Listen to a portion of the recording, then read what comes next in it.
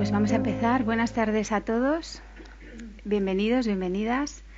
En nombre de la Fundación Fernando Buesa y en el mío propio os doy las gracias por estar aquí, por vuestra cercanía, vuestro cariño y vuestra compañía y por haber acudido una vez más a la invitación de la Fundación. Bueno, lo que nos convoca aquí hoy es la presentación del libro titulado Memoria de Pablo Benegas. Yo creo que Pablo no necesita mucha presentación, pienso que todos los que estáis aquí le conocéis. Pensando un poco en qué decir, antes me decía Pablo, ¿tienes un guión? ¿Tienes algo escrito? Digo, sí, yo no, yo lo de la improvisación no es algo, no es algo que lleve muy bien. Entonces, pensando un poco qué decir, me acordé de una frase que dice el personaje protagonista de la serie Mad Men, que dice: veo pasar mi vida e intento saltar para meterme en ella, pero no lo consigo. Y esa frase me conecta directamente con lo que ha hecho Pablo, porque Pablo ha hecho todo lo contrario, ¿no? Quiero destacar una cosa que para mí es muy importante. Yo creo que tiene una valentía especial, porque creo que hay que atreverse a hacer memoria. No se trata solo de contar todo lo bonito, ¿no?, que nos ha pasado en la vida, que eso es fácil o relativamente fácil, sino que adentrarse en los recuerdos, en las experiencias traumáticas que nos han hecho sufrir tanto y revivirlas, ¿no? Recordar significa volver a pasar por el corazón, ¿no? Y al pasar por ese tamiz, ¿no?, con toda su crudeza, revivir todas las emociones que están a flor de piel, creo que no es nada sencillo. Yo no conozco a Pablo, le acabo de conocer hace apenas un ratito, pero me voy a atrever a decir alguna cosa que pienso que le puede definir después de haber leído su libro. Creo que es un hombre honesto, con una gran sensibilidad y de profundas convicciones y coherencia personal. Humilde también. Y pienso que tiene una pasión por la vida que es desbordante, ¿no? La intensidad con la que cuenta cada momento, tanto el divertido como el fantástico, como el terrible, ¿no?, el más amargo de su vida, lo hace con una grandísima sensibilidad y con mucha profundidad. Creo que él podría definir como lo que ha sido una guía en su vida la confianza en su instinto. Quizás no de un modo consciente en el momento en que tuvo que tomar ciertas decisiones, ¿no?, pero fluye con su vida y luego ya yo creo que al hacer todo este recuerdo, toda esta evocación de todos aquellos momentos, hay una parte que sí que tiene que ver con esa confianza, ¿no?, en lo que llega, ¿no?, en seguir un poco ese instinto. Entonces, como guía de vida me parece que es una frase que puede encajar. Y por último digo que tiene una brújula de valores éticos como muy, muy bien calibrada, ¿no? Hoy en día, para una sociedad como la que nos ha tocado vivir, pienso que es algo que tiene mucha, mucha importancia. Bueno. Así que bueno, Pablo, bienvenido. La verdad que buenas tardes. Muchísimas gracias. Menuda presentación. La verdad que bueno, me emociona, ¿no? Y me emociona estar aquí y la verdad que es muy bonito tener la oportunidad de estar aquí y menuda presentación me has hecho, ¿no? Pues, al final, bueno, es verdad que en el mundo de la música grabamos discos y luego tenemos la posibilidad de hacer conciertos, ¿no? Que ahí es donde se viven emociones muy intensas y es algo muy bonito. Es verdad que los libros, que es mi primera experiencia, yo creo que esto es lo más parecido a un concierto, ¿no? El contacto con la gente, el contacto con el público, que es el que te devuelve muchas de las cosas que tú das, ¿no? Y es muy bonito, ¿no? Y el estar aquí, la verdad que para mí es un honor. Y la presentación que me has hecho, pues no sé, yo no voy a hablar de mí así, o sea, ya lo hago en el libro, pero bueno, muy agradecido por todo lo que has dicho. Sí, es verdad que he intentado en este libro ser muy honesto, contar las cosas como las recuerdo, siempre con el sesgo que tiene la memoria, ¿no? El quieres acercarte a esos momentos que crees que son así. Al final, si los recuerdas así, pues es lo que vale, ¿no? Aunque a veces se pueda alejar un poco de lo que ocurrió realmente. Pero sí he intentado volver a esos momentos, a esos lugares, pues bueno, de la manera más honesta, porque me parecía que era la mejor manera de contarlo y de conectar con la gente, ¿no? Yo creo que la gente, pues esas cosas Sí. enseguida las identifica, las siente y las nota, ¿no? Y eso he procurado hacer en Sí, este yo libro. creo que la historia que tú cuentas en este libro es la historia de muchas historias, ¿no? Es verdad que es fácil para, como he dicho, para quienes vivimos aquí y quienes hemos vivido toda nuestra vida aquí, es fácil identificar o conectar con determinadas experiencias que tú cuentas que también han sido las nuestras, ¿no? Y en ese sentido yo sé que hay personas que han leído el libro que me han dicho, es que en algún momento he tenido que parar porque me podía la emoción porque directamente yo volvía a aquellos años, ¿no? Y yo también he pasado por estos ratos, estas experiencias que cuentas tú. Claro, es que, bueno, nuestra experiencia, o sea, yo sí he intentado con este libro poner voz a, es la historia de muchísimos hijos de dirigentes, sobre todo socialistas o del PP, o incluso hijos de eso, pues de policía o de fuerzas de seguridad del Estado que sintieron el odio, que pasaron por ahí, ¿no? Y que, bueno, y que yo es verdad que tengo un altavoz para contarlo, pero mi historia no es diferente a la de muchos, ¿no? Es una más de muchísimos hijos que tuvimos que pasar por ese odio heredado hacia nuestros padres y que nosotros de repente heredábamos y que cuando ya teníamos cierta edad y empezamos a salir a la calle, pues empezamos a enterarnos de qué estaba ocurriendo, como me pasó a mí, ¿no? Yo mi infancia, la verdad que la recuerdo una infancia muy blindada en casa y sobre todo el papel de mi madre, pues ejerció de un blindaje muy fuerte. En casa no entraba nada, ni permitían que entrara nada. Mi hermana y yo fuimos niños muy felices, pero lógicamente nos fuimos haciendo mayores y ahí ya fue inevitable, ¿no? Ya de repente empiezas a sentir que hay cosas que no entiendes, empiezas a sentir unas miradas, un odio, una violencia que dices, bueno, ¿qué está pasando aquí, no? Y es cuando, bueno, pues te llevas ya, empiezas a Y, entender esas cosas. y ¿de dónde te surge a ti la necesidad o la idea de escribir este libro? Bueno, había varias cosas en el libro que quería contar. Una de ellas era una parte del grupo que se desconoce, que luego hablaremos de, bueno, nuestro compromiso militante pacifista Sí. con salir a la calle y hacer cosas nosotros, ¿no? Pero bueno, luego supongo que hablaremos de eso. Pero era algo eso era parte que quería contar. Y luego había parte que yo es verdad que me apetecía volver a pasar por cosas que yo pensaba que no tenía bien resueltas o bien digeridas, ¿no? Y me puse a escribir y empecé a descubrir eso, que había momentos que yo había vivido que tenía emociones que no sabía ubicar por qué, ¿no? Bueno, distinguir bien qué estaba pasando ahí. Y la verdad que escribir ha sido tremendamente terapéutico, ¿no? El hecho de volver a esos lugares, de empezar a escribir, de dedicarles tiempo, de empezar a manejar esas emociones y esos recuerdos y construir el hilo, la verdad que, bueno, me ha llevado a eso, a comprender muchas cosas que la verdad que no tenía bien procesadas. Sí, yo pienso que esto es como cuando subes al camarote de tu casa, ¿no? Que está lleno de cosas que has ido guardando y almacenando y de repente empiezas a organizar, ¿no? Empiezas a revisar, a ver, a bucear un poco en qué tienes ahí guardado. Y en el libro hablas de la estantería de tu memoria. Y vas como colocando en determinados lugares, algunos son especiales, privilegiados, ¿no?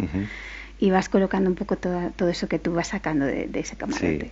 Sí. Y voy a rescatar dos, no son cosas, dos valores o dos emociones que tú has colocado ahí, que me gusta como lo relatas en tu libro. Una es la amistad. Una es la amistad, te pregunto por ella, a ver qué nos cuentas de ella. Sí, la amistad, claro, en un contexto así es complicado porque a veces tus amigos no consiguen aislarte de tus circunstancias, ¿no? O conseguir verte a ti y tus circunstancias y todo lo que ocurre alrededor. Pues la escolta, el coche blindado, la amenaza, ciertas sensaciones hace que la amistad en ese contexto a veces no sea muy clara, ¿no? O como creo que debería ser una amistad, ¿no?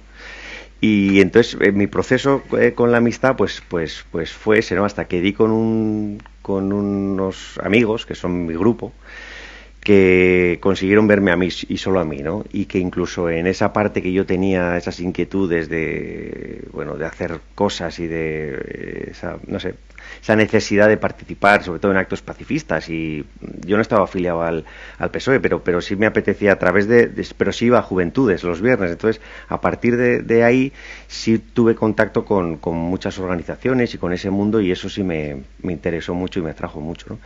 Y encontré unos amigos con que, bueno, pues que me entendían perfectamente, que no me juzgaban, que no tenía que explicarles por qué iba a una manifestación y a otra no, que no sentía, bueno, me veían a mí e incluso me apoyaban en todo eso que quería hacer, ¿no? Y además encontramos un lugar que era un poco, para mí fue un poco refugio, que fue un local de ensayo, ¿no?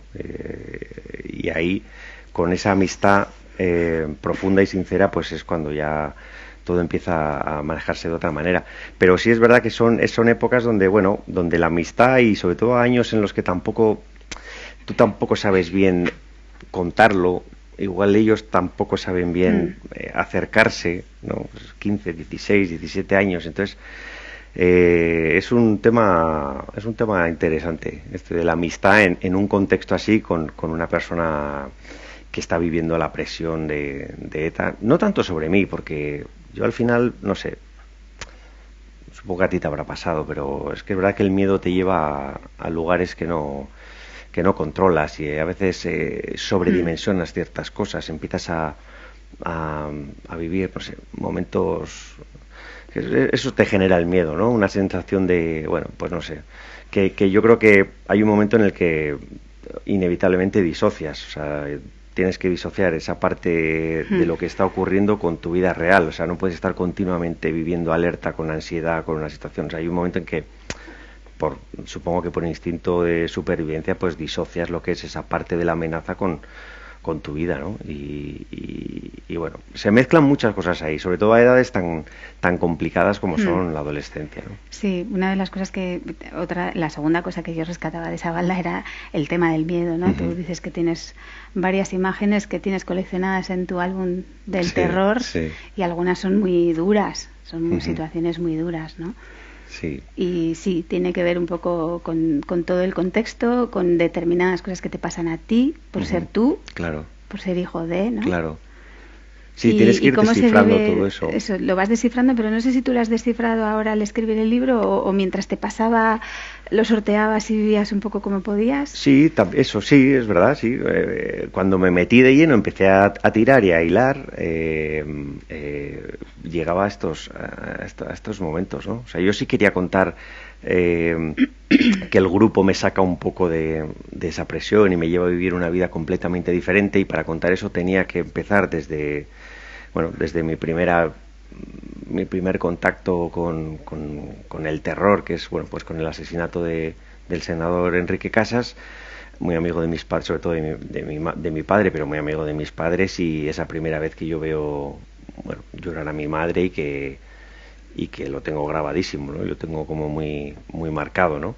Y a partir de ahí, pues sí, hay situaciones donde, bueno, tú no sabes darle la dimensión que tiene, pero ahora, con perspectiva y volviendo a esos momentos, pues sí te das cuenta de que son situaciones donde el miedo pues ya estaba haciendo su labor, su trabajo, ¿no? Sí. Por ejemplo, cuento pues cuando hay un momento que para ir a la universidad empecé a mirar debajo del coche.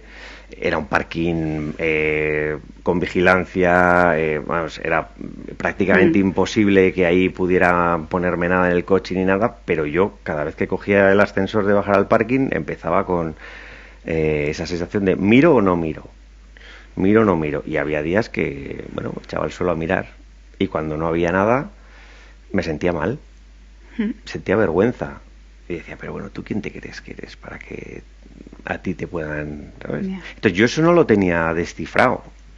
Yo recuerdo esa sensación de sentirme mal por echarme al suelo a mirar, pero no había llegado ahí a entender por qué sentía esa vergüenza y a comprender que el miedo estaba ya haciendo su trabajo, ¿no? Entonces, desde ese punto de vista sí ha sido, bueno, muy interesante y terapéutico para mí, la verdad. Sí, quizás el miedo luego, el cuerpo registra esas emociones y se quedan ahí se quedan ahí, y a veces en algún momento, que es lo que yo te quería, cuando decía que hay gente que ha leído el libro y de repente pues vuelven a revivir esas situaciones, Tú lo explicas un poco también cuando te sorprende el rodaje de Patria, ¿no? Sí.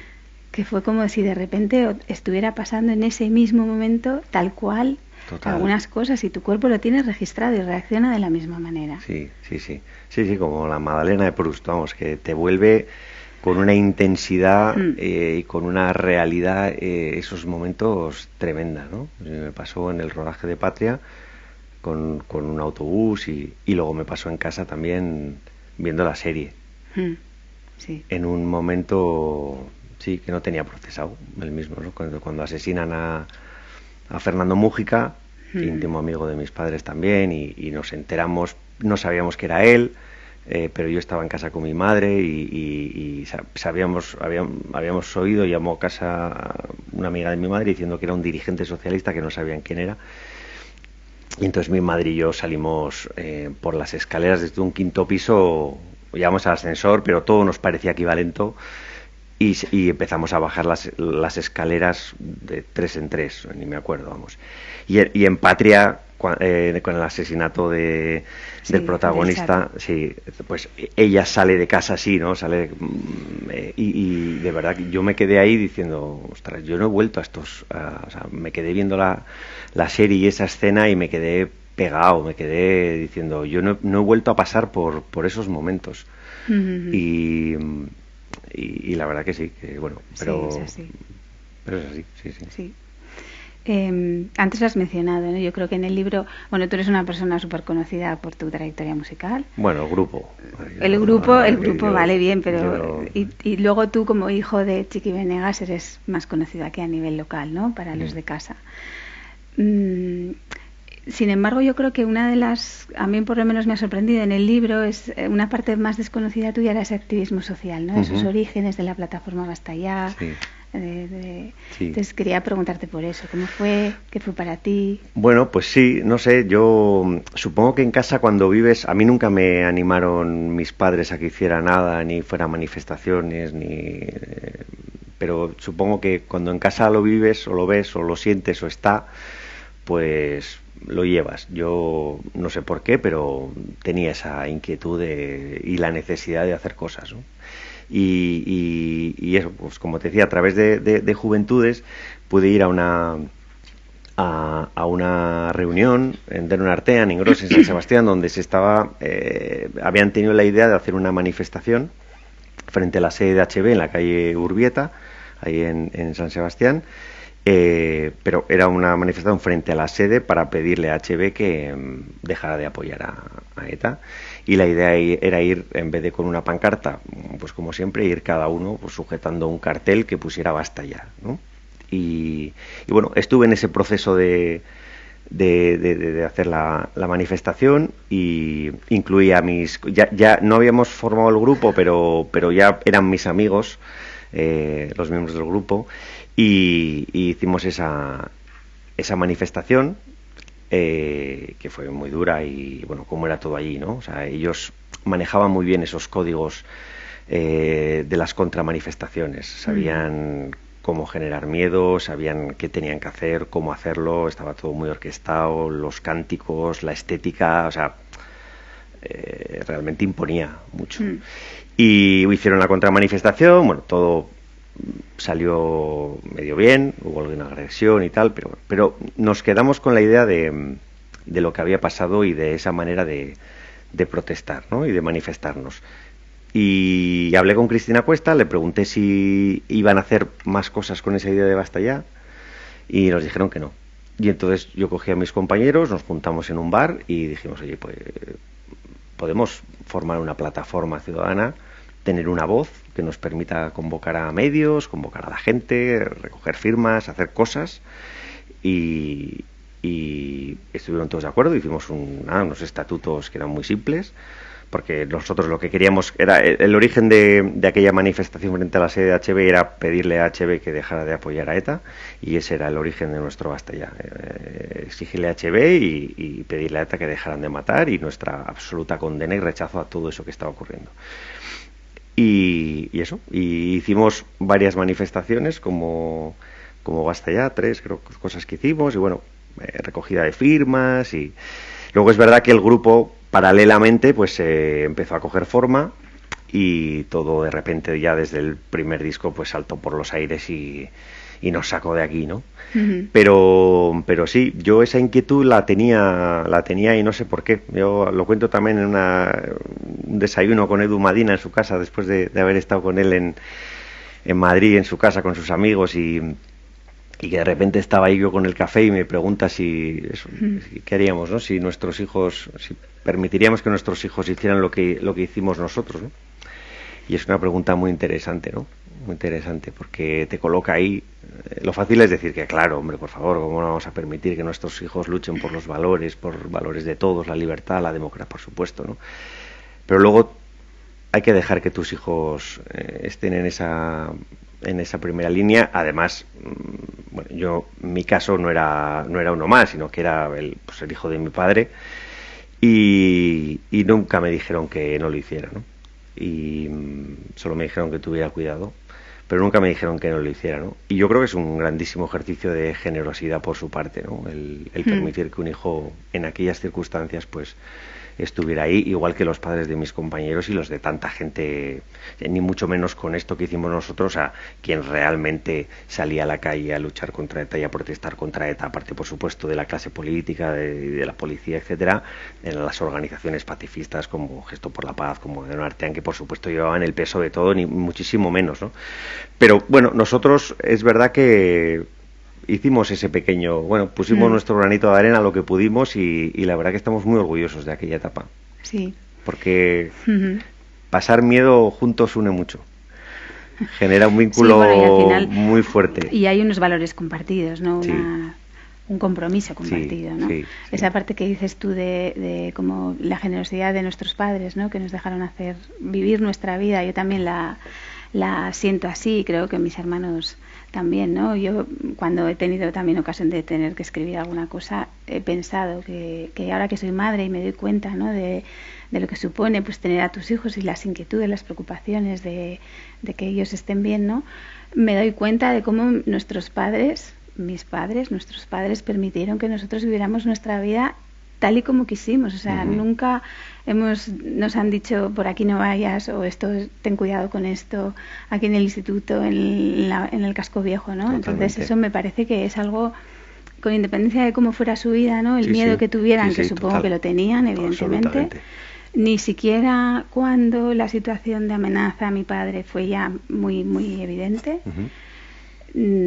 recibimos nosotros algún mensaje de ese tipo, y creo que es verdad, que demuestra un poco, no sé si era cómo era aquella generación, pero sí que la generosidad el amor que te sientes hacia tus hijos, ¿no? Y hacia tu sociedad, ¿no? Y también. hacia lo que crees que es lo justo. Yo sí creo que tiene que ver con valores profundos, muy manoseados ahora, y que probablemente la generación de nuestros padres sí tenía, ¿no? O sea, realmente el que saliéramos a la calle a protestar y reivindicar, es verdad que para ellos supongo que también era por unos valores que creían firmemente, ¿no? Y que supongo que eso tendría que ver. Si no creyeran en eso, por supuesto que hacían ellos, pero que además, si no pensaran que era necesario salir a la calle para decirle a ETA que eso no puede ser, profundamente, seguro que hubieran sido mucho más protectores, ¿no? Como creo que probablemente lo seríamos ahora. También en el libro, tú hablas de tu aita, de tu mamá, ¿no? Cuentas muchas cosas de ellos, y cuando tú describes a tu aita, de cómo era esa vocación que él tenía hacia la política, utilizas expresiones que yo también las utilizo cuando tengo que pensar en el mío, ¿no? ¿Se oye mal? Sí, ¿se oye bien? Sí. Vale. Hablamos más alto. Vale. Pues decía que cuando Pablo describe un poco a su aita y le recuerda en cómo él tenía ese compromiso con la política, me recuerda mucho también a lo que yo suelo decir, a lo que nosotros decimos de nuestro padre, claro. ¿No? Y hay un momento en el que haces como una especie de reivindicación de la esencia y la dignidad de la política por convicción, lo llamas, ¿no? En esa parte de esa vocación de servidor público, de que no eres solo el político de los tuyos, ¿no? Sino que eres el de toda la ciudadanía, con esa capacidad de escucha, de tejer acuerdos, de construir consensos. Eso es. Y me parece que ese reconocimiento es muy importante, ¿no? Totalmente. Junto a él hay un reconocimiento a tu madre y con él a las mujeres de todos aquellos hombres que se dedicaron a la política y que ellas se ocuparon, ¿no?, de construir el hogar, ¿no?, y de estar pendiente de los hijos y de traer ese bienestar y ese apoyo incondicional hacia ellos. Sí. Y también, además, haces una referencia a los cientos de personas anónimas que prestaron su nombre para formar parte, completar listas en algunos pueblos y municipios del País Vasco, con lo difícil que era, ¿no? Entonces es un poco el dirigente político con la familia y toda la red que hay por debajo, sin la cual ellos tampoco serían esos dirigentes, ¿no? Yo pienso que quizás haya una parte de que haya que recordar también ahora de eso, ¿no? Ese reconocimiento, ese agradecimiento, porque muchas veces le recordamos por cómo murieron, ¿no? Si hablamos de Enrique Casas, de mi padre, por ejemplo, y falta todo lo demás, ¿no? Y eso forma parte de ese legado político, social. Absolutamente, ¿no? Totalmente de acuerdo. Sí, sí. A ver, yo creo que bueno, nuestros aitas eran... Yo creo que eran, no sé, intelectuales que se encontraron, que bueno, lucharon, vienen de un proceso, bueno, de la dictadura, el final de la dictadura, con una mirada de lo público y de lo de todos, yo creo que muy diferente, ¿no? Y con una capacidad de ver más allá, y por eso supongo, o sea, por eso pudieron hacer todo ese proceso de la transición y salir del régimen de la dictadura y ir consolidar la democracia, ¿no? Porque lógicamente, inevitablemente, entendían lo público como, bueno, pues como lo de todos y era tenía que ser así, ¿no? Vocacional y sabían que, por supuesto, que su vida, pues bueno, pues que era parte de lo que estaba ahí, se exponían, ¿no? Y yo creo que eso, pues como decías, ¿no?, dignifica la política, la lleva a un lugar que ahora, por ejemplo, está pues tremendamente lejos de aquello, ¿no? O sea, tremendamente lejos, ¿no? O sea, la mirada del político, del dirigente vasco, socialista vasco en este caso, sobre todo, pues en aquella época era una mirada, pues bueno, que ahora, bueno, no sé. Al final es verdad que ellos bueno, iban detrás de esos valores, de esas convicciones, de ese sueño, ese cambiar su sociedad, la de todos. Y como bien decías, hay una parte de esa historia muy poco reconocida, que yo creo que es la de sus parejas, ¿no? Mujeres que estaban a su lado, que estaban siempre en un segundo plano, pero que eran absolutamente fundamentales para que ellos pudieran hacer esa labor o llevar a cabo esa vida de cambio y de para todos los demás, ¿no? Es decir, ellas cuidaban de todo eso y de la familia, ¿no? Y protegían a la familia, y eso era necesario para que ellos pudieran desarrollar y yo creo que es un papel muy poco reconocido, ¿no? Porque ellas también se la jugaban y pasaban muchísimo miedo, ¿no?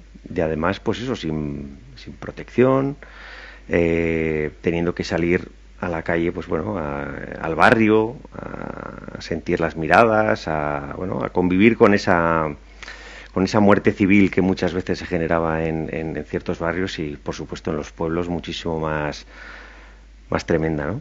Y bueno, y es verdad, y sí, y necesitaba también, o sea, quería contar ese récord. Para mí siempre ha sido muy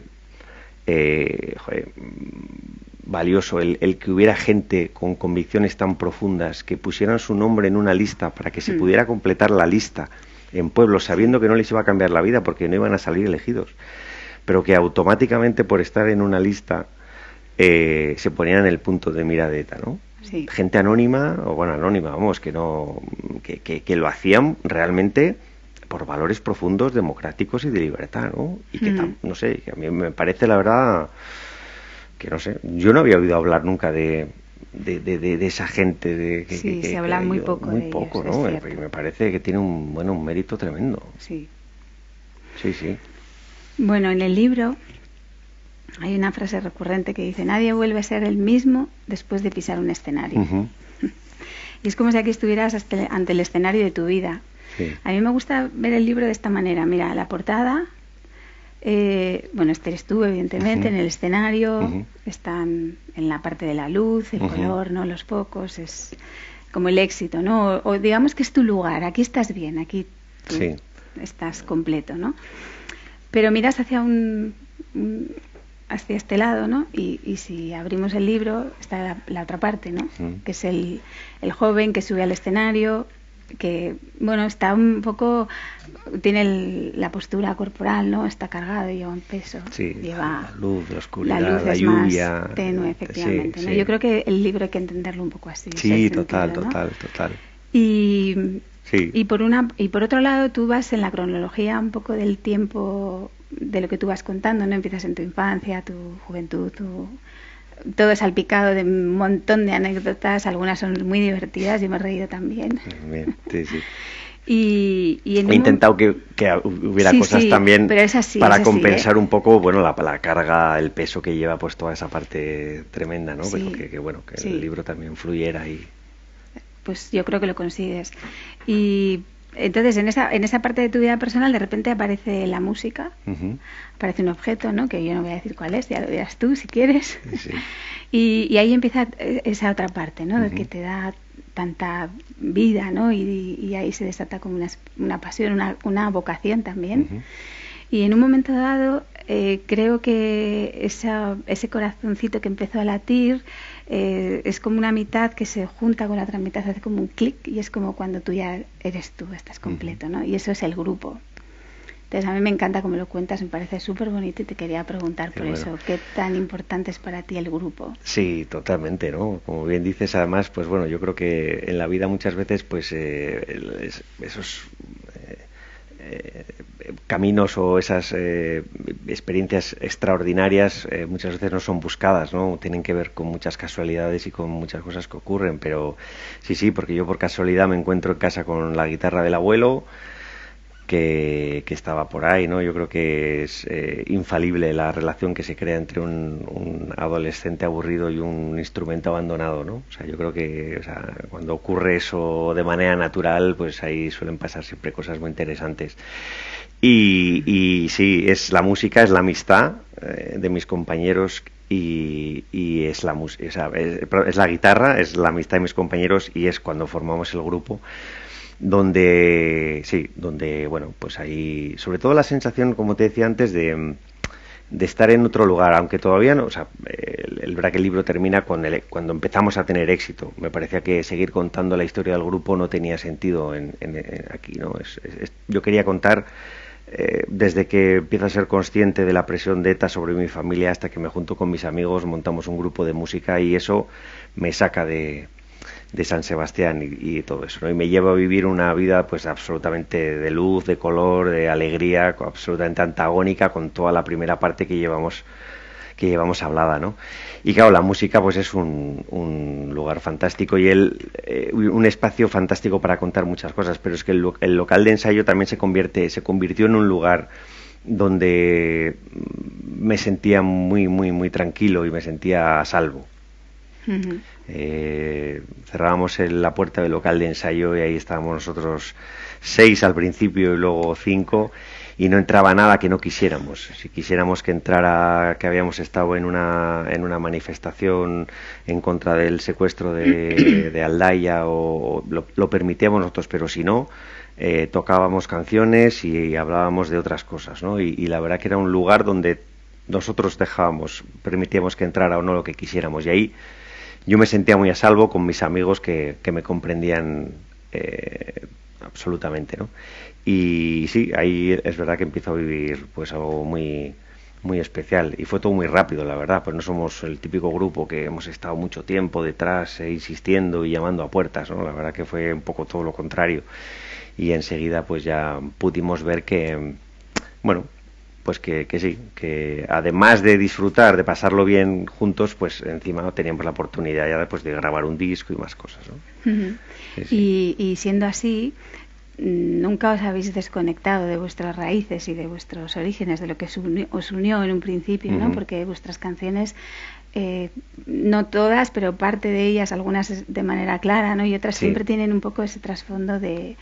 O sea, también lleváis no sé, Sí, yo creo que en el libro llega un momento que dices, somos canciones y emociones, o algo así, ¿no? La emoción está sí, por todas sin partes. duda, sin duda. Pero no es que seáis un grupo que de repente ya tenéis éxito y os olvidáis de todo y aquello queda atrás. Es como que lo abrazáis, lo acogéis y sigue formando parte de vuestro Totalmente. trabajo. En nuestra discografía, nosotros siempre, bueno, siempre digo que se puede protestar en una canción sin hacer canción protesta, ¿no? O sea, hay muchas maneras de sugerir, de transmitir, de si tú quieres acercarte a la canción y ver más allá, la canción tiene más para profundizar, ¿no? Y esa ha sido nuestra forma muchas veces de acercarnos a muchos temas, y con el tema del terrorismo pues ha sido así, ¿no? Pero también es verdad que como nosotros teníamos ese compromiso en la calle, o sea, no solo lo que hicimos nosotros con ese Basta Ya, que bueno, que luego derivó en otra cosa, ¿no? Que era muy diferente a lo que nosotros hicimos al principio, pero como nuestro compromiso estaba en la calle, íbamos a todas las manifestaciones, a todas las concentraciones que se convocaban, tampoco teníamos la necesidad de reivindicar en nuestra música todo eso, ¿no? O sea, nosotros estábamos sabíamos dónde estábamos. Y a veces un poco con una mirada, sí creo que en nuestra música hay una especie de grito de esperanza, ¿no? También necesitábamos nosotros contar, yo necesitaba contar que en ese contexto tan duro, tan tremendo de asesinatos, de secuestros, de extorsión, de miedo, de odio, la vida se abría a paso, ¿no? Y podías coger el 28 y podías enamorarte y podías soñar y podías mirar la luna desde la playa y podías, bueno, vivir también, ¿no? O sea que la vida se abría paso también entre todos esos escombros de tristeza, ¿no? Y mucha de nuestra música también tiene mucho que ver con ese grito de esperanza y también el contar, oye, no, esto está ocurriendo y nosotros estamos en la calle, nuestro compromiso está claro, pero la vida también se abre paso y merece la pena, ¿no? Sí. Sí, sí. Bueno, pues yo tengo una última pregunta y luego damos paso al público que está aquí. Y bueno, en un momento dado en el libro, cuando vas detallando, ¿no? y contando esas situaciones que tú has llegado a vivir, llegas a hablar del colapso ético de la sociedad vasca. Y es así. Y el discurso del odio todavía está presente, ¿no? Entonces creo que, aunque, quiero decir, has escrito el libro y no sé si, o sea, es un trabajo que tú querías hacer, que está hecho, pero además sigue en el pulso, ¿no? Esa inquietud de seguir haciendo algo, ¿no? Siempre llegas a decir que quedan muchas cosas por hacer y en esa inquietud que yo también comparto, ¿no? Y que es lo que me lleva pues a estar hoy aquí y a seguir un poco en esta brecha, te pregunto eso, ¿qué hacemos con todo lo que nos ha pasado? ¿Qué podemos hacer? Pues mira, sí, la verdad que es muy interesante. Yo creo que además nuestra generación, yo lo noto, ¿no? Ya hay una reflexión sobre dónde estábamos, ¿no? Dónde estábamos cuando estaba pasando todo esto, ¿no? Y hay gente que sí salía a la calle, pero hay gente que no, y la gente que no tiene diversos motivos y razones por las que no, ¿no? Y es muy interesante ver cómo la gente llega ahí y a ver por qué no, ¿no? Y muchas veces un sentimiento incómodo de culpa, de qué poco hice, ¿no? Yo creo que es una reflexión interesante, no para juzgar, ni para señalar, ni para decir, pues yo estuve en el lado correcto de la historia y cosas así, ¿no? O sea, yo creo que como sociedad reflexionar por qué no nos movía, nos pellizcaba o no nos o sea, por qué podíamos soportar que estuviera pasando, que estuvieran asesinando a gente en nuestras calles y no hacer nada, creo que es una reflexión sana y saludable, ¿no? Y a toda esa gente que muchas veces, como preguntas, ¿no? ¿Por qué no hicimos nada? ¿Dónde estábamos? Estamos, como bien dices, hay que hacer muchas cosas. Yo creo que para empezar hay que contarlo, ¿no? Yo le dedico el libro a mis hijos, ¿no? O sea, Sí. mis hijos es probable que si no se lo cuento yo, ya no se van a encontrar en las calles de San Sebastián con una pintada de ETA para preguntarme, Gaita, ¿qué es esto de ETA, no?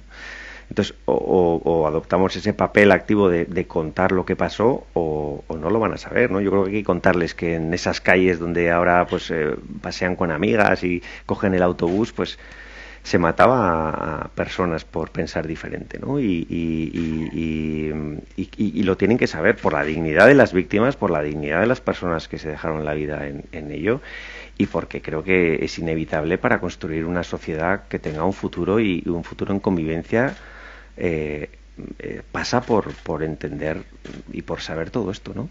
Sí, es una parte de sanar. Claro, entonces, bueno, somos ¿No? somos padres de la primera generación de niños que están creciendo sin el terrorismo de ETA en Euskadi, ¿no? Yo creo que tenemos la obligación de contarles qué pasó, ¿no? Supongo que cada uno desde su óptica, con sus ángulos.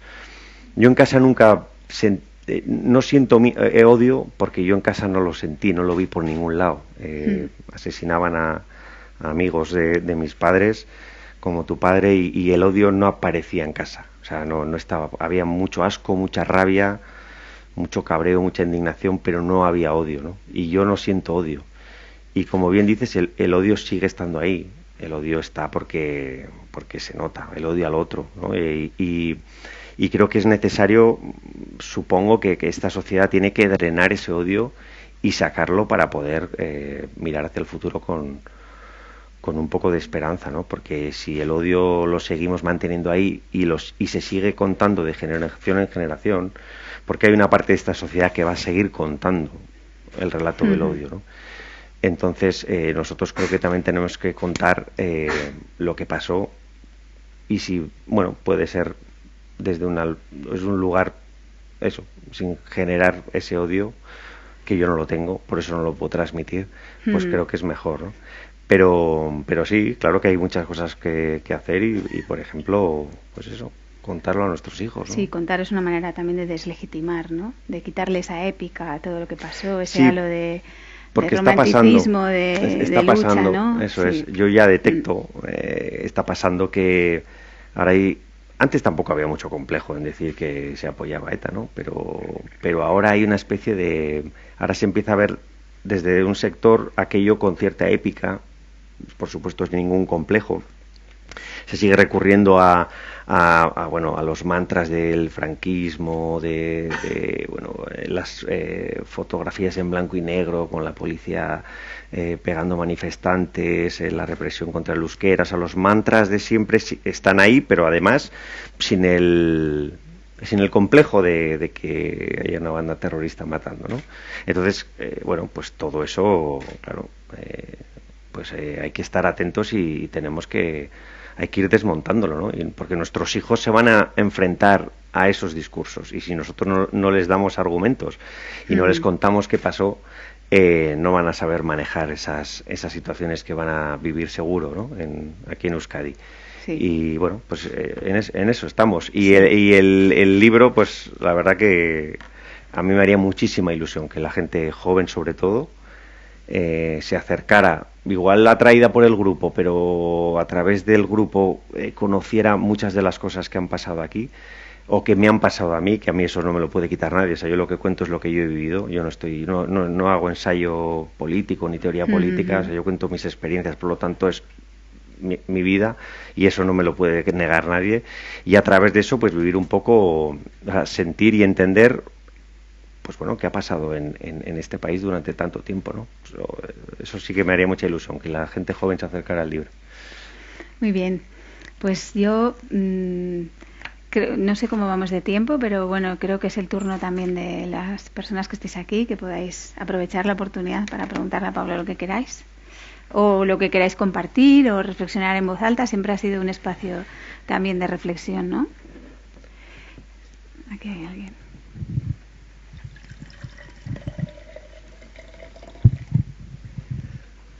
Hola, muy buenas. Hola, buenas. Gracias, Pablo. Gracias, Marta. La verdad es que está muy chulo esto. Muchas gracias.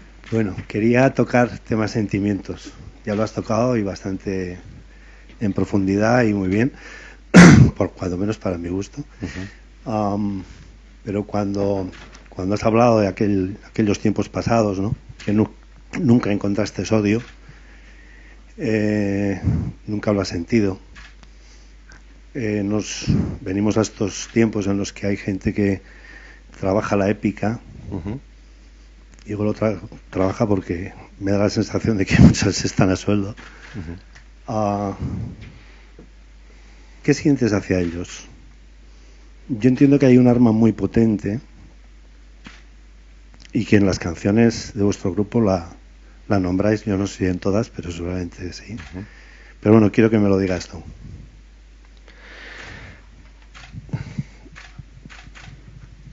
Pues no sabría ponerle una emoción ahora con perspectiva, ¿no? O sea, sí me entristece, yo creo, ¿no?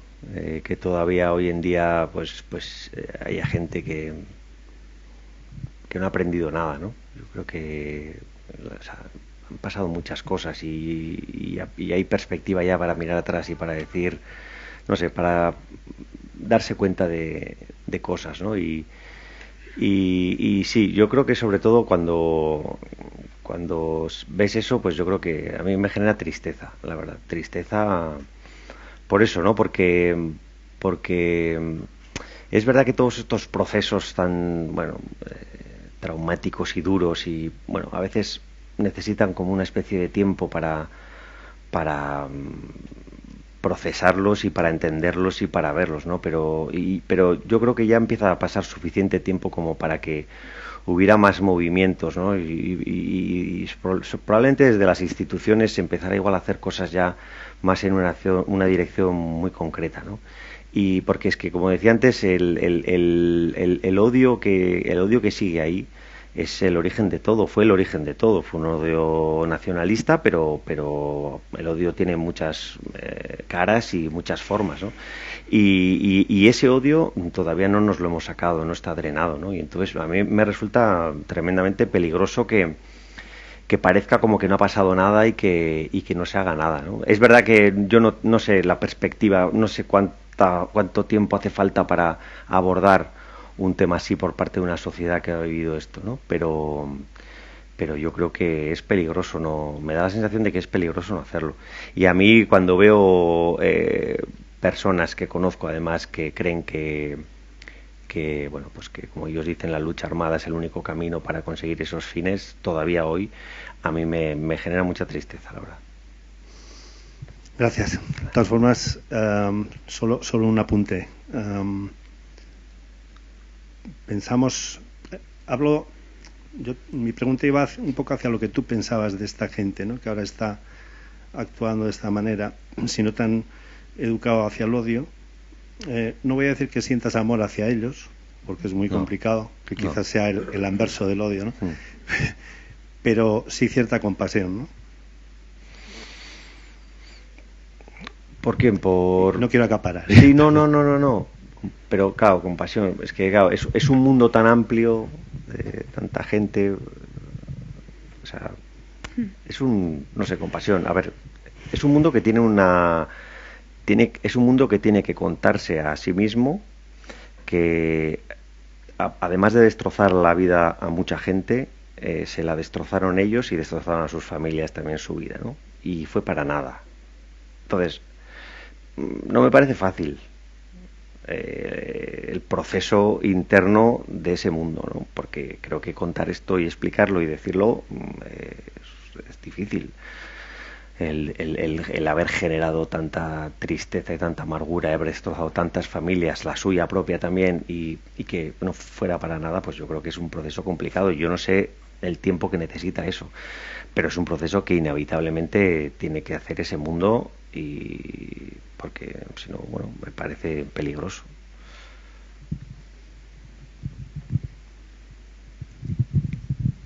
Gracias.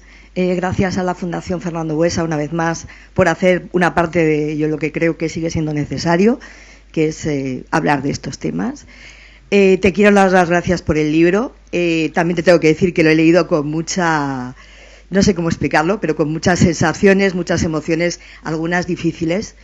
Yo soy más o menos de tu misma generación y esto me lo dijo una vez tu padre, con quien tuve la suerte de trabajar bastantes años, no políticamente, pero sí en otro ámbito de cosas que a él le gustaba mucho y que creo que le hubiera gustado que, aparte de escribir canciones, también escribieses en este caso un libro. Estoy convencida. Y él sí que me dijo una vez, yo soy muy bravucona y soy de tu misma generación, tengo padres socialistas, pero militantes, nunca me sentí señalada por ser hija de, pero sí me dijo una vez, Asun querida, procura no significarte tanto cuando estés delante de ellos, porque ellos saben quién eres tú y tú no sabes a quién tienes delante.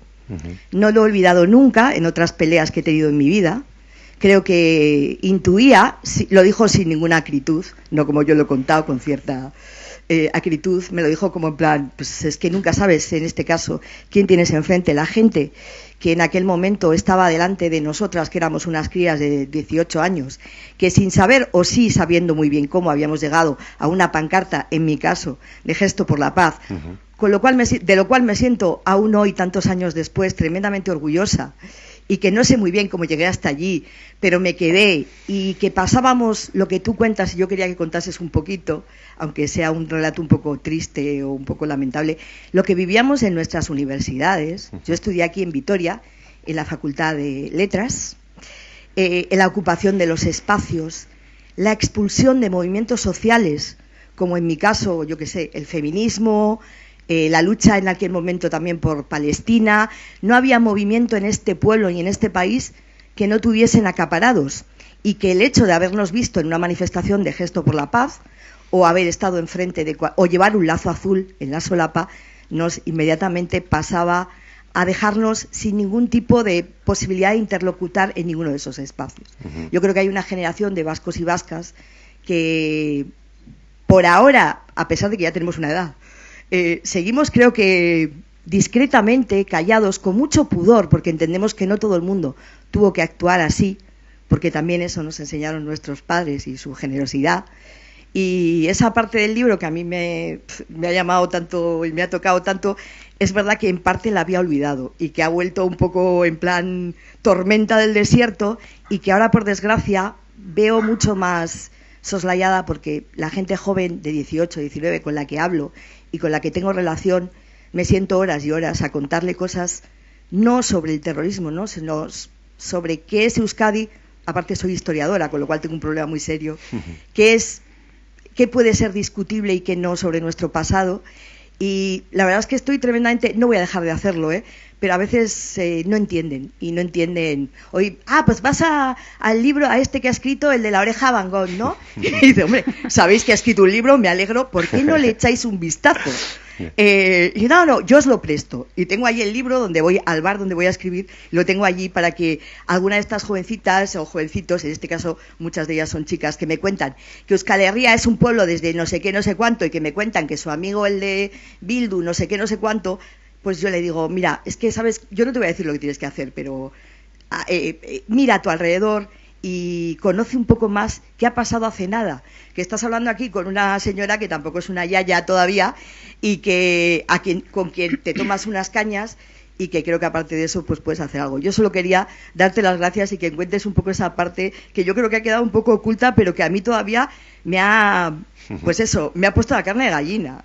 Sí, pero bueno, Asun, pues es que lo has contado muy bien, o sea, lo has contado perfectamente, toda la parte de cómo acaparaban y copaban todos esos espacios públicos, ¿no?, de institutos, universidades, sí, además con la mirada del que odia es imbatible, no se puede contrarrestar. O sea, cuando alguien te mira con odio, te gana siempre, te hace pequeño siempre, te hace vulnerable. Tú no sientes ese odio y es demoledor. Y ellos además sabían perfectamente, tenían el monopolio de la violencia y de generar ese miedo.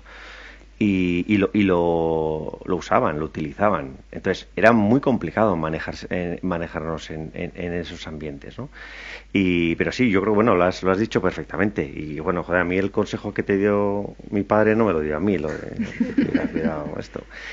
Pero sí, y al hilo un poco de lo que dices de la gente joven, yo me he dado cuenta, muchas de estas cosas que no nos acordamos del instituto, cómo acaparaban, yo porque me he puesto a escribir, pero es verdad que había muchas cosas que las tenía absolutamente olvidadas, ¿no? Y me ha parecido muy interesante porque, como decía al principio, la memoria individual pues tiene el sesgo de cada uno. Yo creo que, bueno, vamos ajustando un poco nuestra experiencia vital pasada pues para no sentir muchas contradicciones y medio sentirnos bien con nosotros mismos y nuestro pasado, ¿no?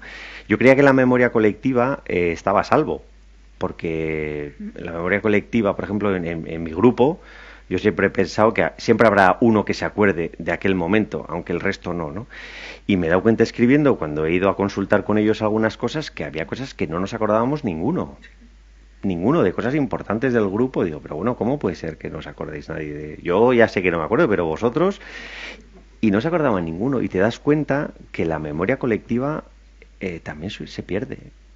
Si no se cuenta y si no se escribe y si no se deja, la memoria colectiva se pierde también. Por eso creo que es tan importante, pues bueno, tardes como la de hoy y seguir hablando del tema y refrescar entre todos muchas de esas cosas que parece que no pasaron, ¿no? Porque ocurrieron y fue tremendo.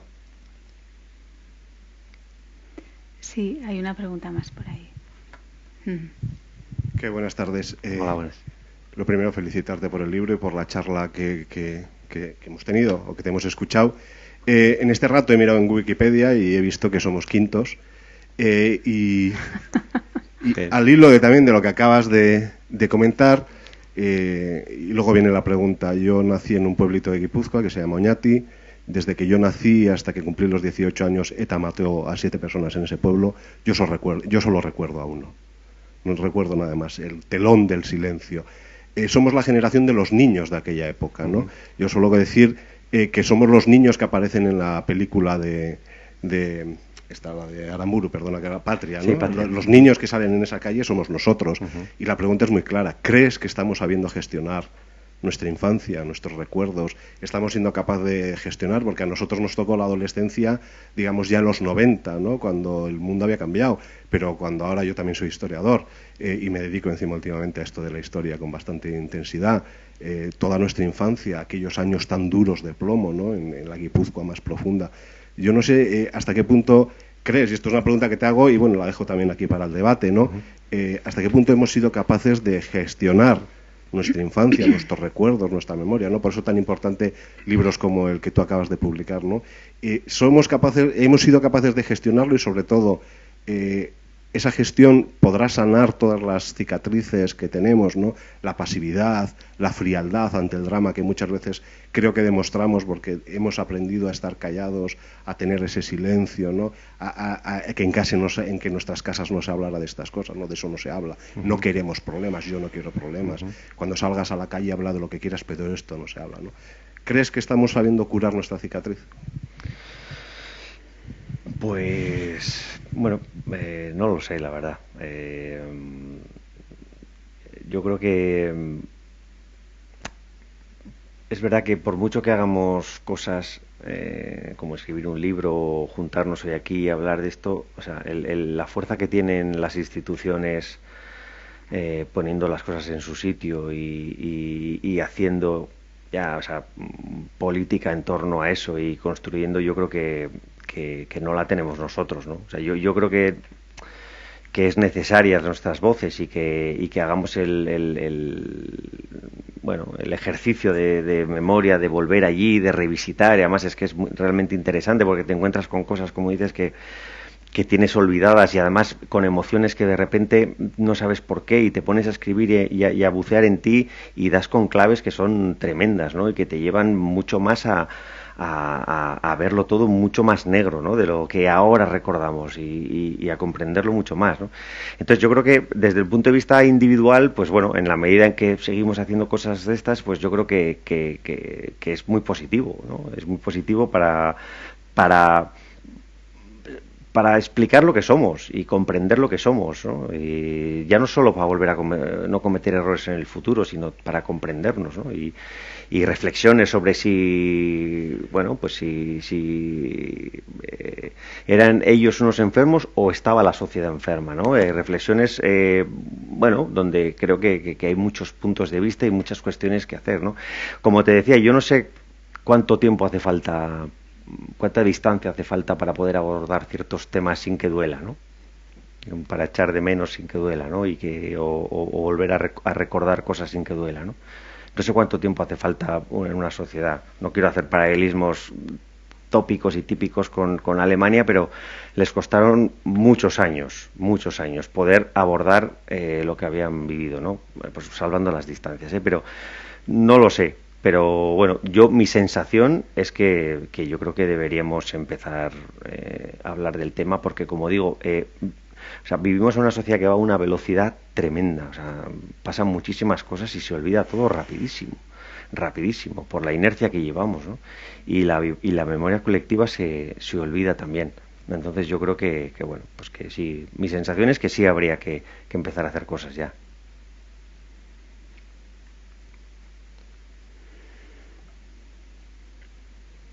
¿Nadie más? Bueno, pues sí, vamos a empezar a hacer cosas ya, ¿no? A ver si es verdad. Yo pienso que esto no deja indiferente a nadie. A quien toque, en donde caiga, en la mesa que caiga, en el aula, en el despacho, en una oficina, donde sea, seguro que hace su trabajo. Bueno, pues por mi parte, gracias, ojalá. Pablo. Para mí ha sido un privilegio estar aquí contigo. Igualmente. Gracias a todos vosotros por estar aquí, por acompañarnos y bueno, nos encontraremos en la siguiente. Muchas gracias.